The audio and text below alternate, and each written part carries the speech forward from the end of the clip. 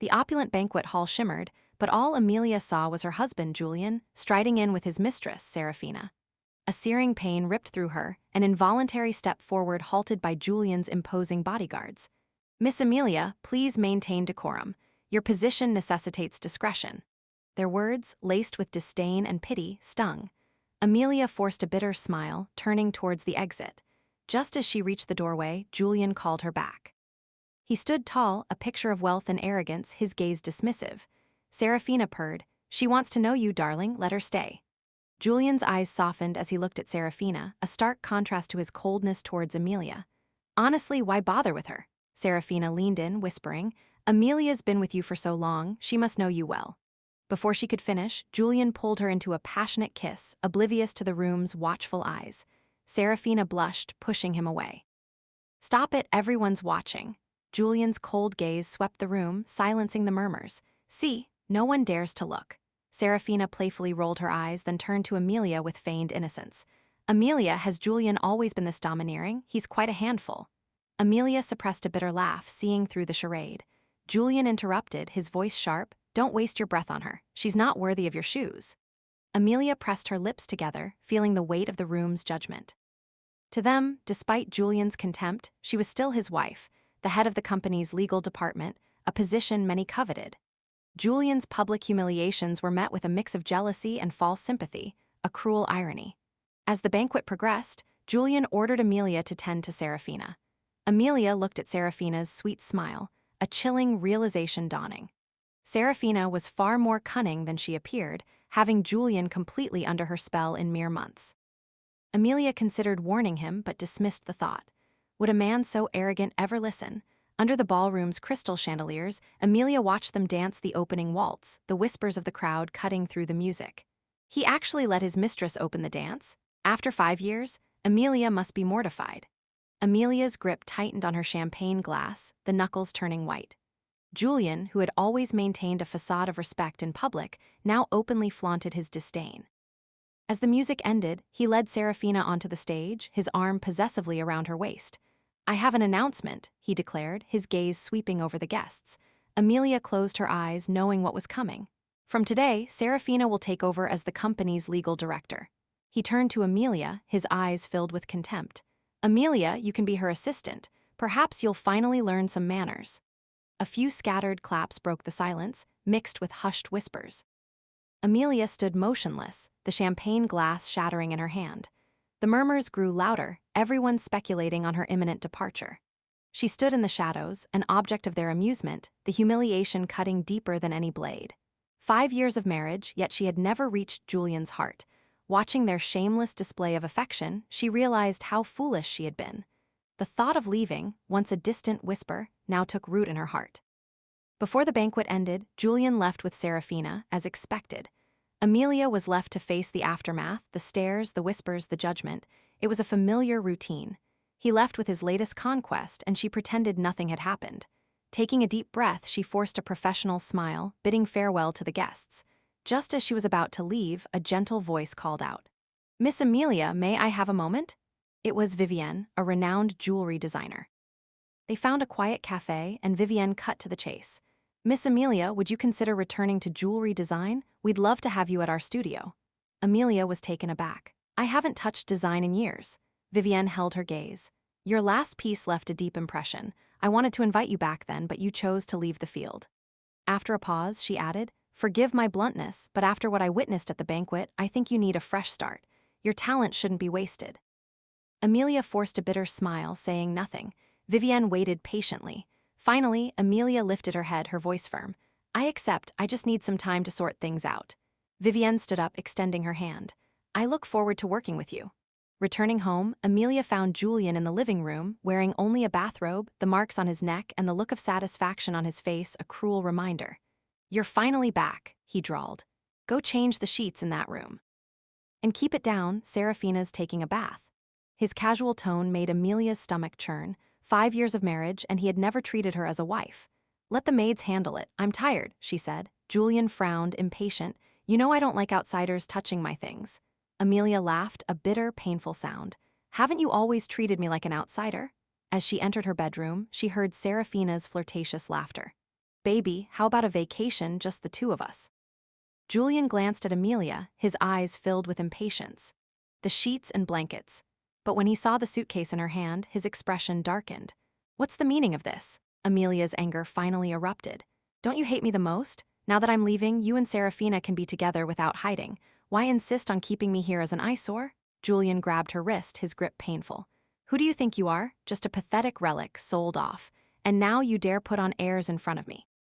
Amelia understood. He never saw her as a person, just a possession. He could humiliate her, but he wouldn't let her go. This realization filled her with hatred. 5 years ago, his family had offered to pay her sister's medical bills if she married Julian. Her parents, desperate to save her sister, had agreed. Julian, forced into the marriage by his grandfather, had tormented her ever since. This isn't over, he snarled. You better behave. Amelia, for the first time, felt a chilling calm. Why should I keep enduring this? Julian and Serafina continued their public display of affection, oblivious to Amelia's presence. Mood killer, Julian muttered, pulling Serafina into the bedroom. Serafina flashed Amelia a taunting smile before the door slammed shut. Amelia picked up her suitcase, suffocating in the toxic atmosphere. As she reached the entrance, the bodyguards blocked her way. Sir, you can't leave without his permission. Amelia laughed bitterly, but allowed them to escort her back to her room. The next morning, Julian coldly instructed her to train Serafina. Amelia, about to protest, was silenced by his sharp tone. At the office, her belongings were packed into boxes, placed on an outer desk. Julian's gaze fell on a photograph, his brows furrowing. Where did you get this? It was a photo of him as a teenager. Serafina gave it to me, Amelia replied indifferently. Serafina asked for a copy, and Amelia told her to take it. Julian's expression flickered. Amelia used to treasure everything about him, but now it all seemed like pitiful evidence of her self-deception. She watched Serafina shamelessly take over her position, the sympathetic looks from her colleagues like needles pricking her skin. Julian spent his days at the office, doting on Serafina. Let Amelia handle it, he said, dismissing Serafina's work. Giving you this position was so we could spend more time together. Serafina pouted, wanting to help. Julian grinned, doting on her every word. Amelia felt a sharp pain in her chest, realizing how easily Julian was swayed by Serafina's words. She won't leave, Julian said coldly. A gold digger like her would love nothing more than to cling to me forever. He then continued to fawn over Serafina. Amelia swallowed the bitter taste in her mouth, remembering Julian's cruel words from the first year of their marriage, dismissing her love as greed. Lost in her thoughts, she didn't notice the flash of cruelty in Serafina's eyes. Later that night, as Amelia left the office, a van screeched to a halt, and she was dragged inside. The masked men demanded a ransom from Julian. When she finally reached him on the phone, he coldly dismissed her, telling them to kill her if it was real and not to bother him if it was fake. The men, enraged, beat her mercilessly. Late that night, she managed to escape, stumbling through the dark forest until she collapsed. When she woke up in the hospital, she immediately called Julian. Let's get a divorce, she said. He arrived, his face cold. Amelia, you've been playing a lot of tricks lately. She repeated her demand, and Julian's fist slammed into the cabinet. You dare mention leaving me? Don't forget, you were something I bought. You're not even worth more than a dog. He tossed a card with $2 million on the nightstand. That should be enough to pay you back. Amelia turned away, disgusted. Serafina, in her sweet voice, chimed in, Don't be mad, feelings can't be forced. Besides, you still have me. Julian shoved her away, his gaze piercing. Amelia, do you really want this? She met his eyes, her voice ice cold. Yes, Julian, let's end this marriage. A chilling smile curled on his lips. Fine. He immediately called his lawyer, ordering divorce papers, ensuring she left with nothing. He enunciated every word, watching for her reaction. But Amelia remained expressionless. When the papers arrived, she signed without hesitation. Julian, on the other hand, displayed a flicker of panic. As she handed back the signed papers, his face darkened. Amelia, remember this. When you regret this and come crawling back, I'll make sure you beg. She glanced at the finalized divorce papers and smiled coldly. Julian kicked over a chair and stormed out, Serafina following with a flirtatious look. Amelia watched indifferently, having long seen through Serafina's act. Serafina was far from the innocent woman she pretended to be. She was scheming something around Julian, and Amelia was now certain of it. The old Amelia would have warned Julian, but now she just wanted to watch from the sidelines. Since Julian's grandfather's passing, their family business had become a target. Amelia had promised the old man she would help Julian protect it, both out of gratitude and ambition. For 5 years, she had dedicated herself to managing the company, solidifying his status in the jewelry industry. In return, she received only humiliation and coldness. The irony was palpable. When Julian discovered she was leaving the design world, he sneered, "You gave up your future just to get my money? What a waste. You sacrificed all these years for nothing." As Julian left, Vivienne walked in with a contract. Amelia skimmed through it, noting the incredibly generous terms. She looked at Vivienne, who smiled. "You deserve this. I believe you'll bring us something amazing." Amelia, pen in hand, paused as Julian's furious face flashed in her mind. The thought brought a sense of satisfaction, but she decided to be upfront.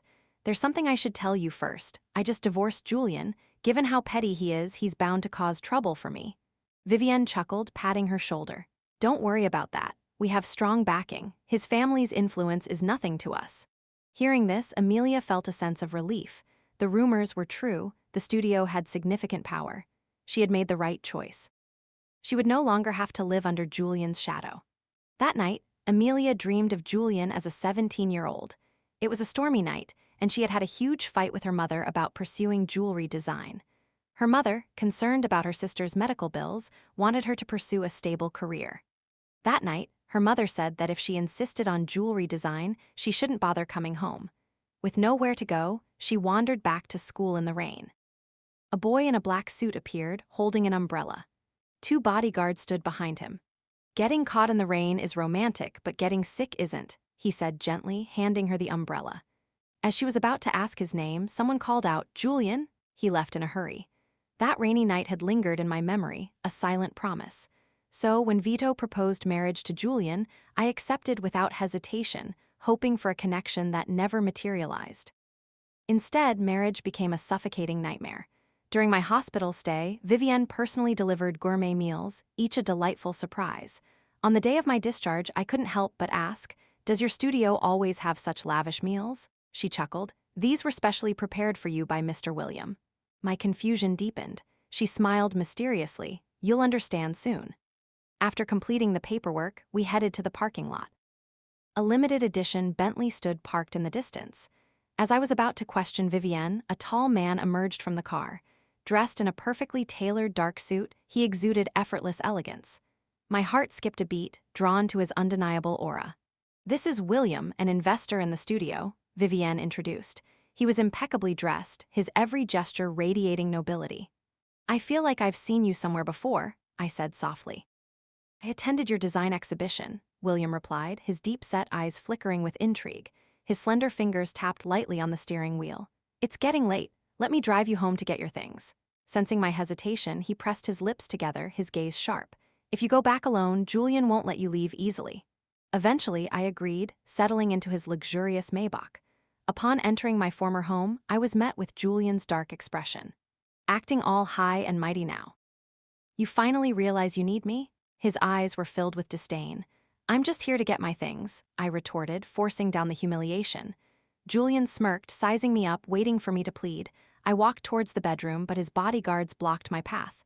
"What, still keeping up the act? There's no one else here." "Amelia, are you done packing?" A commanding voice interrupted. Julian's face darkened. "William, what are you doing here?" The door was open. "I came to check on my person," William replied, striding in, radiating dominance.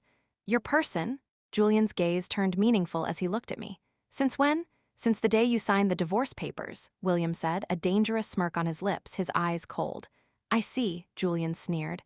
"No wonder you were in such a hurry to divorce me. You found yourself a better man." He turned to me, his voice dripping with mockery. "Amelia, you really think he cares about you?" "He just wants to take what's mine." My eyes burned, but my voice remained icy. "You think too highly of yourself." William chuckled, a glint of danger in his gaze. Under his commanding presence, I quickly finished packing. Before leaving, I placed a bank card on the dining table. 2 million, not a penny less. From now on, we have nothing to do with each other. At the door, we encountered Serafina. William's sharp gaze lingered on her, something knowing flashing in his eyes. In the car, I asked if he knew her. His fingers tapped rhythmically on the steering wheel. "Her family is one of Julian's company's competitors. I met her at a charity gala. Seems like Julian doesn't know her true identity." He glanced at me. Do you want to tell Julian? Not interested, I chuckled. He and I are from two different worlds now. Earlier, I had hesitated, my cheeks warming. You said I was yours, but... William reached out, brushing a strand of hair from my face. Spending too much time with Vivienne has made you quite straightforward. My heart skipped a beat. Sorry, I didn't mean it that way, I stammered.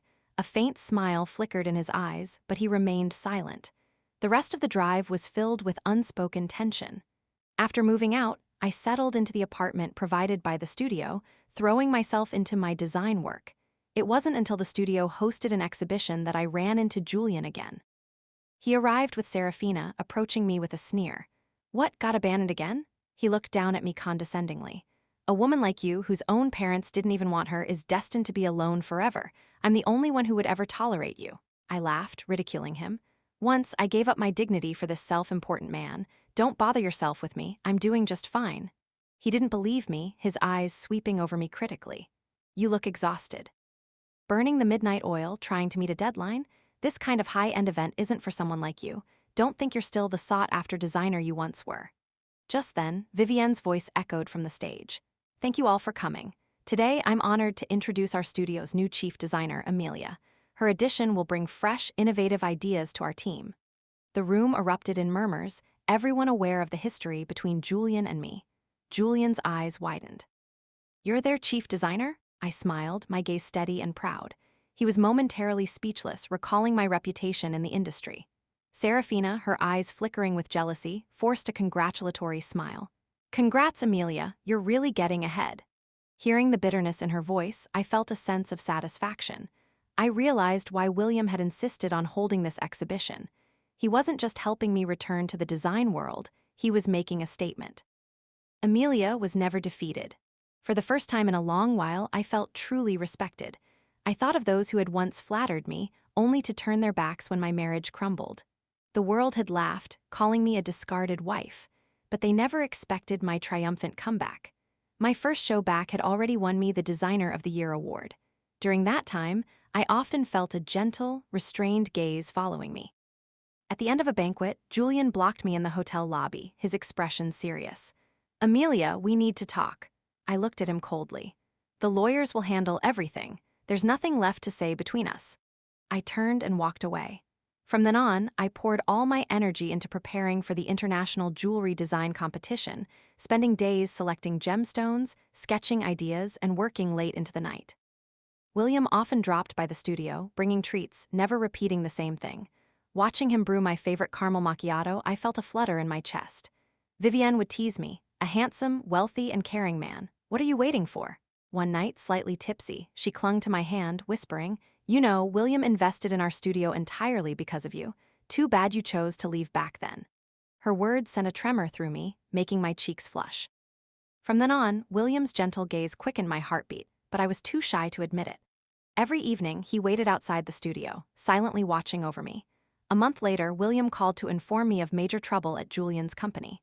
Serafina had bribed insiders and stolen core technology, even stealing research plans from Julian's office. In the video, Julian's face was terrifyingly grim. He demanded to know Serafina's intentions. She sneered, You're so naive and arrogant. I've been scheming to get Amelia out of the picture. As long as she's here, I can't make a move. Thanks to you fueling the fire, I couldn't have done it without you. Julian, recalling my kidnapping, asked if she had planned it. Serafina calmly admitted it, adding, Amelia saw through everything a long time ago. She just couldn't be bothered to remind you. This is all your fault. She's long given up on you, and your company is doomed. This is the consequence for you and your family. I was curious why Serafina hated his family so much. William explained that Serafina's mother had once been a servant in his family, punished by Julian's mother, leading to her suicide. Hearing this, I felt a whirlwind of emotions. William paused before gently saying, Don't let this get to you. Focus on preparing for the competition. I'll always be by your side. His deep voice warmed my heart. 2 days later, news of Julian's company's bankruptcy exploded. As I walked towards the studio, I ran into Julian, looking haggard. Do you need something? I asked flatly. He was silent for a long time before speaking. Come have dinner with me anywhere you want to go. I laughed derisively. Do you even know where I like to go? Julian was speechless. Looking at his disheveled state, I felt a strange sense of satisfaction. The man who once stood so high had now fallen this far. He avoided my gaze, his tone awkward.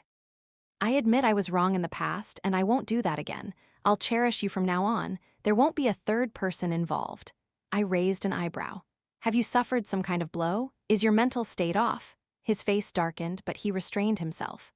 I genuinely want to make it up to you. You made so many sacrifices for the company over the years. Can you forgive me this time? I sneered. Forgive you. He said lightly, I can clear your parents' debts so you don't have to worry about those things anymore. A cold glint flashed in my eyes. Don't even think about it. I've already had my lawyer prepare the divorce papers. He furrowed his brow. You didn't hesitate when Grandpa first proposed this marriage, so why are you acting so ungrateful now? I lifted my chin, my gaze sharp. The neglect and hurt I endured these 5 years are your lessons for me. Now I'm making you pay back every bit of it. I strode past him in my high heels towards William, who had been waiting at a distance. I linked my arm with his, ready to leave. Julian stood frozen, then smiled indulgently and matched my movements. From then on, Julian acted like a different person, showering me with constant attention. Every morning, he sent fresh roses and had luxury items delivered to the studio nonstop, from limited edition bags to custom jewelry. I gave everything away to charity. The company is a mess now. Without you, I can't go on, he said. This house is so empty, the last servant is leaving, and I think I finally understand how you felt back then. Give me a chance. Let me be a competent husband. Last night I dreamt of the past and realized how miserable I was. I hope you can forgive my past. Seeing this dramatic confession, I smirked. William strode over, his gaze sharp. What's he saying now? His voice was low. I handed him my phone. He took it, his brow furrowed. Then he snorted coldly, a hint of disdain flashing in his eyes. Don't let his fake apologies fool you. He just wants someone to take the blame for him. Tell me you're not falling for his words. I smiled lightly and in front of him, deleted all the messages with one click.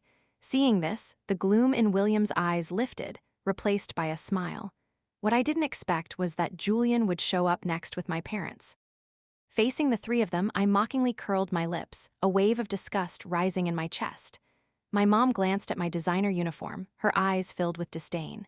You ungrateful daughter, you have a good marriage, but throw it away to mess around with design. A man as outstanding as Julian is too good for you, and yet you dare ask for a divorce. I coldly responded, he's been cheating for 5 years. My mom sneered, what do you know? Julian is so excellent. It's normal for him to have women around him.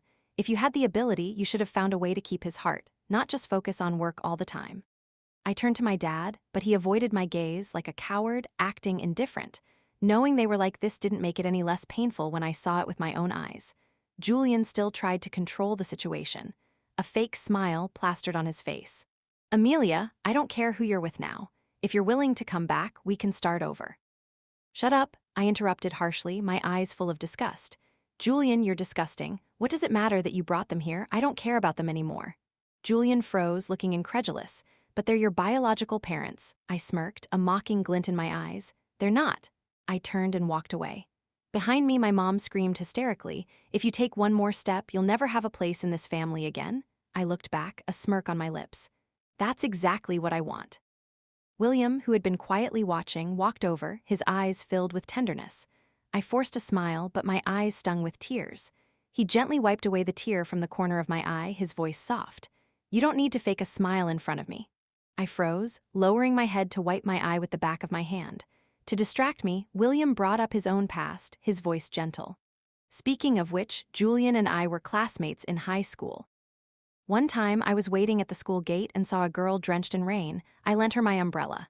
His words made my heart skip a beat as if something had hit me. Was it a blue umbrella? William thought for a moment, his gaze soft. It should have been. As soon as he finished speaking, he understood something and his eyes lit up with surprise. Could that girl have been you? I nodded slowly, my heart pounding. He gazed at me with affection. That's fate. At that moment, the last lingering attachment in my heart vanished. So it wasn't Julian, but that boy from back then. I couldn't help but smile, my eyes slightly warm. 3 months later, I represented my studio at a world-class jewelry design competition. After fierce competition, I finally took home the top prize. As I stood on the stage receiving the award, I looked down at the man whose eyes were shining with pride for me and gathered my courage. William, will you be my husband? He froze for a moment, then a smile full of affection spread across his face. I will. the entire room erupted into loud applause and cheers. A month later, we held a warm and simple wedding. Just as we were exchanging vows, Julian suddenly burst into the venue. Dressed in a suit but looking exhausted. His eyes were red and his voice cracked. "Amelia, I've regretted it all these years. Please give me another chance. I was wrong. Please don't marry someone else." Before I could respond, William had already coldly stepped in front of me, signaling to the security to escort him out with a look. "How can we let someone like this ruin such a beautiful day?" He turned and wrapped me in his arms, his eyes full of tenderness. Seeing him jealous, I rose on my tiptoes and gently kissed his lips. He chuckled softly. "I finally brought my little princess home." On our wedding night, he pulled me into his arms, repeatedly asking where the nickname came from, his gaze soft and tender. In that moment, I realized someone had quietly been protecting me all these years. The end.